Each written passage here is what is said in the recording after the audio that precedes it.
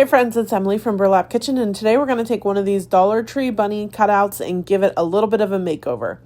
So the first thing I did was I used some Waverly Antique Wax and I stained the entire bunny with a baby wipe.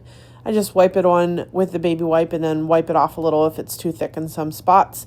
And I'm also using 2 hearts from our heart pack, and I stained those as well. Next, I'm coming in with this wax candle. This is just, it was in the shape of a heart. You can just get a regular hunk of wax and go over the bunny with it after the after the antique wax is dry.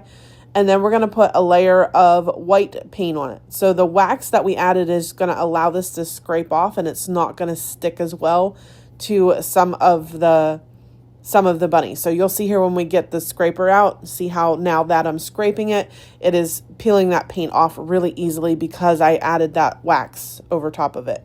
So once I get that scraped off, then I'm going to use my sander and just go over it a little bit.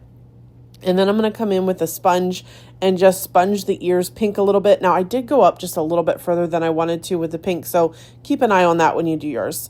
So next, I'm going to use my bow maker. I went ahead and put my twine in there first because I forget that all the time.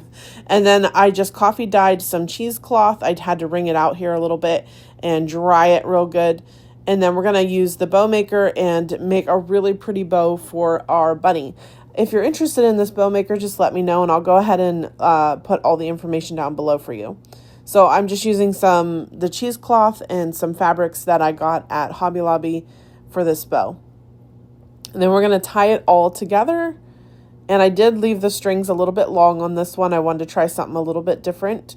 And then I'm going to wrap a piece of the yellow around as almost like a little collar. And no, I did not stain the back of my bunny, but you can definitely do that if you want. And then we're going to go ahead and glue our bow in place. Once we get that glued in place, I just glued the hearts down for the feet. And again, they're from our heart pack. I can leave that information down below too.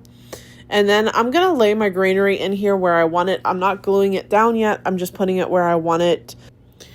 And then once I get that in place, I'm going to come over and use some brown paper, craft paper, and use some stamps, and I just stamped the word hop on there, and I'm creating a tag. Then I crinkled it up some just to give it that rustic look. Once it was crinkled up, I did go over it a little bit with some more stamping ink just to give it an even more antique look.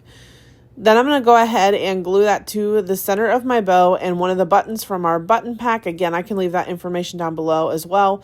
Now I'm going to come in and glue my greenery in place now that my bow is where I want it and I have everything just looking how I want it to look.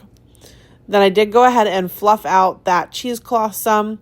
Next, I'm using our dotting tool and adding some eyes. And again, I can leave that info down below. If you're interested, just let me know. I took a half bead and painted it the same color as the ears and gave this bunny some cheeks. Some rusty wire here for the whiskers that I just glued in place, and then I glued the little half bead over top the center sort of mess where all the wire meets. And then I added a little face here with my Sharpie. I did go back and add white to the center of the eyes, which I don't know if I'm loving that. I might go back over that with the black, but let me know what you think of this project and if you plan to give it a try.